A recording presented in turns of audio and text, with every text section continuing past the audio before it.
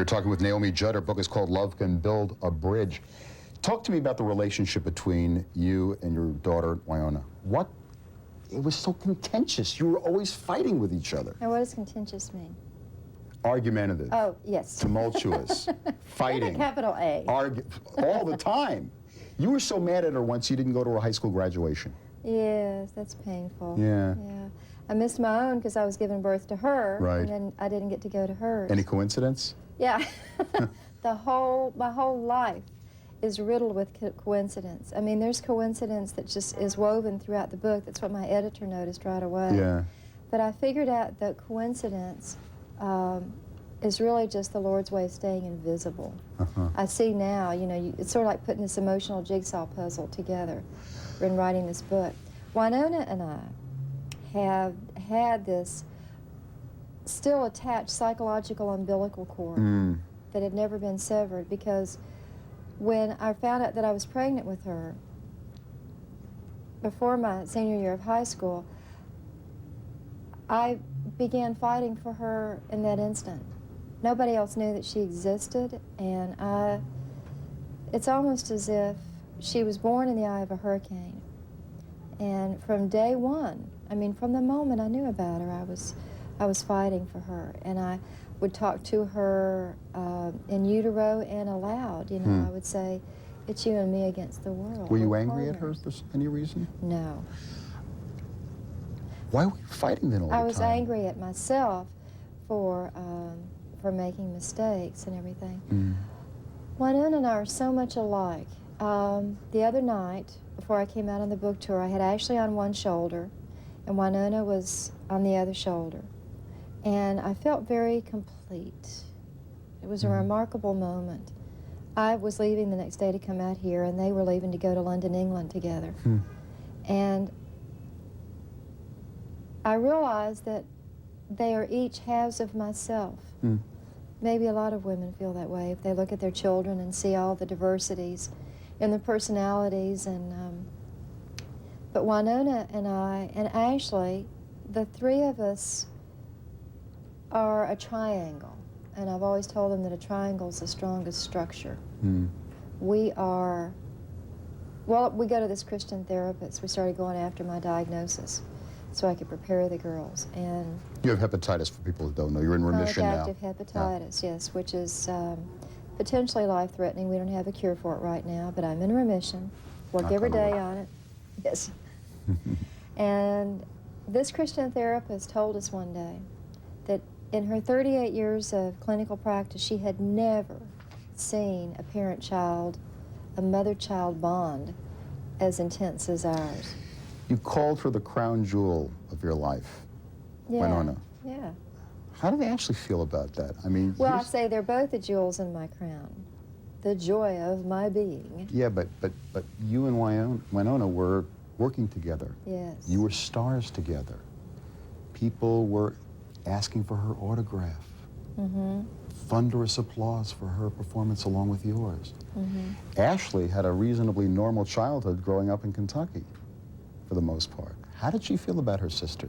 Was she jealous at all? No, that's probably one of the big blessings in my life, is that definitely the potential was there. Sure. Because the three of us were always comrade in the trenches.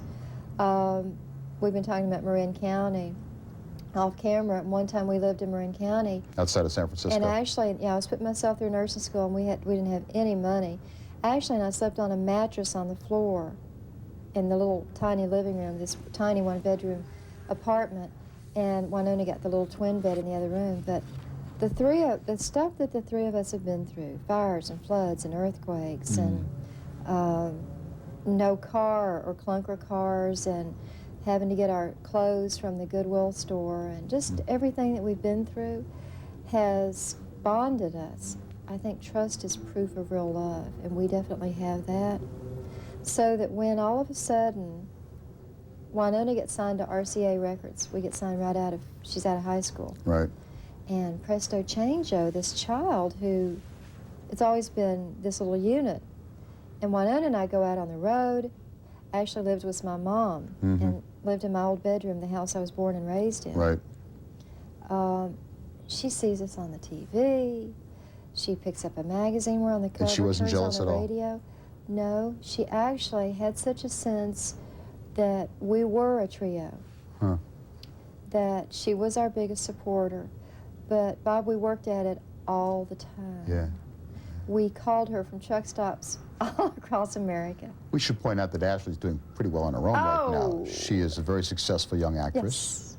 And doing better all the time. She, after she graduated from the University of Kentucky at home, she put a U-Haul on the back of her car. It was much deja vu for me in all of our U-Haul years and our odysseys. And she said, Mommy, I'm going to go to Hollywood and be an actress. And by golly, even though she'd never been in a high school play, she immediately got a piece on Star Trek: The Next Generation, became a regular on the hit NBC series Sisters, took a little hiatus last summer and did a movie called Ruby in Paradise, an independent film. It won the Grand Jurors Prize at Robert Redford's Film Festival. Said the proud mama. Yes, Siskel and Ebert, you know, Roger Ebert said that she could be nominated for an Academy Award. Wow. She's in London, England right now with Winona, auditioning for Merchant Ivory's new film. Let me talk about you again for a moment. I know you're good friends with Oprah. Oprah said that she was happy that the stardom that she's enjoying happened to her relatively late in life. She said she couldn't have tolerated it. She couldn't have handled it if it had happened when she was in her teens or 20s. And the same thing happened to you. It really didn't hit until your late 30s, early 40s. I was 35. And okay, mid-30s. Get technical on I me. know exactly what Oprah's talking about. Yeah. That's very apropos because by the time I was 35, I'd already been to the circus and seen the clowns. Right. I was raised in genteel poverty after, I mean, we had a nice blue-collar family when I was being raised. But after the age of 18, when I got married and was out in the world on my own, I didn't do too well. And I had a lot of struggles, a lot of financial struggles. I knew at age 35 that the best things in life aren't things when all of a sudden I get my first credit card. Hold your fire on that. I want to pick that up after we take a commercial break. We'll be back in just a moment or two. You're watching Real Personal. You're on CNBC. Stay with us. We'll be back.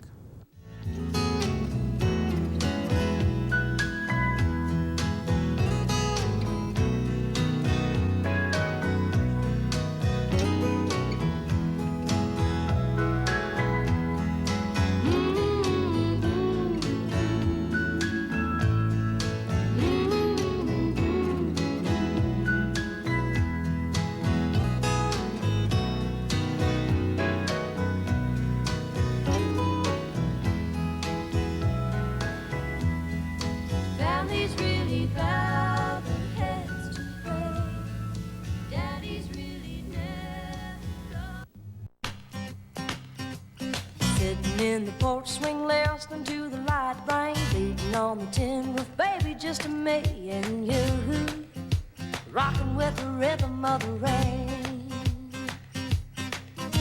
Slide on over, baby, hold me closer. We're back. We're talking with Naomi Judd. Her book, by the way, is called Love Can Build a Bridge. I beg your pardon. Which is Love can build a stinking bridge. A stinking bridge. Well, my husband says stinking all the time. He lives out in the country, and that's his word. Here in New York, we might use a different word, but that's another story for another time. We were talking about the fact that you that fame hit you relatively late in life. Yeah. But your daughter was young. Yes, but you have to understand that Winona and Ashley and I communicate so well. I mean, we talk all the time, and every night before I would take them into bed, I would tell them about when I was a personal secretary for a rich couple in Beverly Hills. I tell them about what their life was like and how they were emotionally and spiritually bankrupt. And even though we were lucky to have a jar of chunky peanut butter on the table, Yeah, you were on welfare for a while. we were blessed, yeah. I mean, as an adult, you're on welfare, not as a kid. That was a shameful experience for me, that I was working minimum wage jobs and unskilled. Sometimes had to work 2 jobs at a time, actually, to keep us together. But you said in your book that music heals your emotional wounds. What do you mean by that? music is the most powerful art form. It's intangible, yet it's the most powerful. I think music allows us to express these emotions that words can't even begin to define. And I found out very early on that music allows us to communicate. I didn't want to be an entertainer. I was a registered nurse at the time. Yep. And I like real people. Brutally candid. I like normal, average folk. And I told our manager and the head of RCA Records, I said, this is the drill. If this turns out to be phony baloney, and I have to be around people who don't have their heads screwed on right, I'm out of here. I'll try it for a while. Yeah. And then lo and behold, I find out real early on that these fans are just the greatest people on earth. They're the salt of the earth, these country music fans. Don't you find a lot of performers look down their nose at their fans? Yes, I do. And no one's ever asked me that before, and it really, really upsets me. In Me the too. book, I really debunk celebritydom. It's as if in America we don't have a royal family, so Right. we've made celebrities our aristocracy.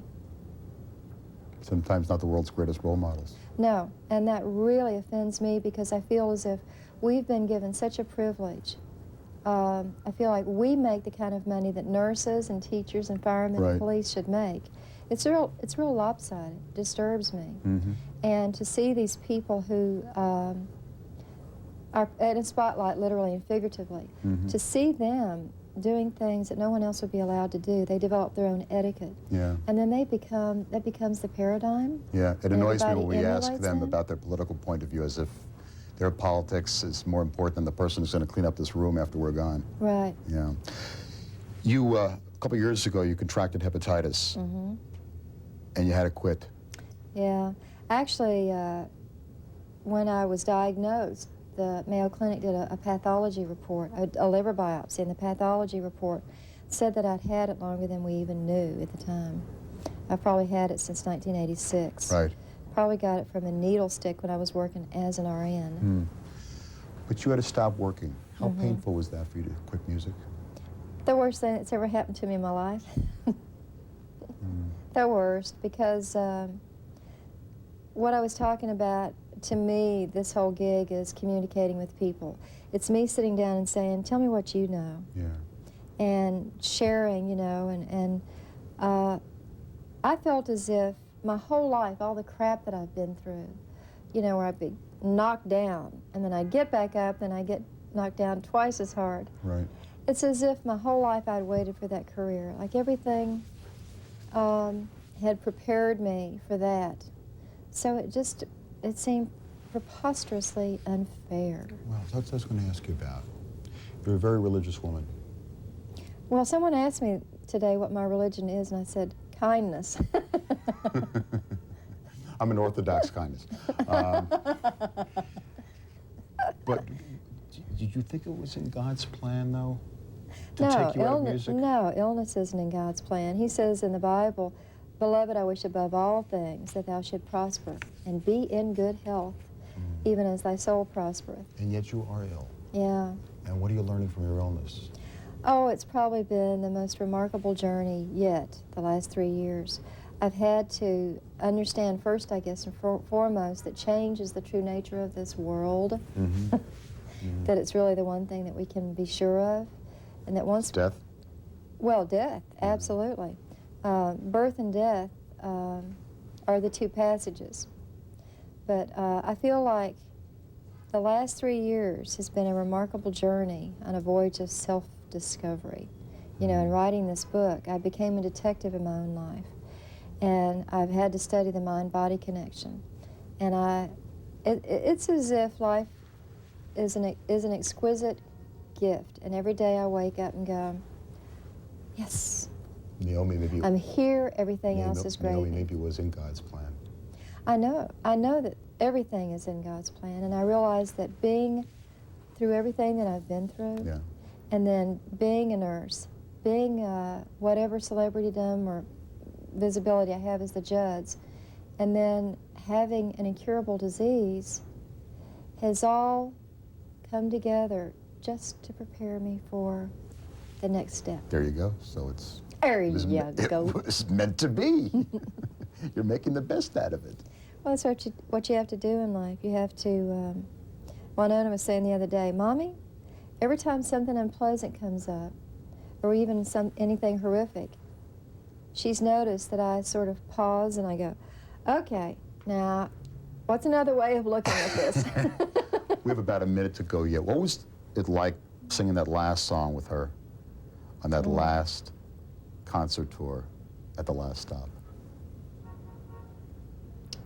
It was the most complete moment of my life. Really? It was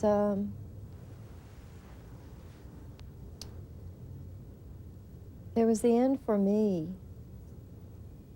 but it was the beginning for Winona. It was the most exquisite pain and the most complete joy at the same time. And thank God that I am a mother, because my motivation always, as a mother, my instinct as a mother, overrides my personal needs. And that's what got me through that night. Thank you so much for being with us. I'm glad to be here. And thank you. I'm Bob Berkowitz. You're watching Real Personal. We'll see you tomorrow. I love to share.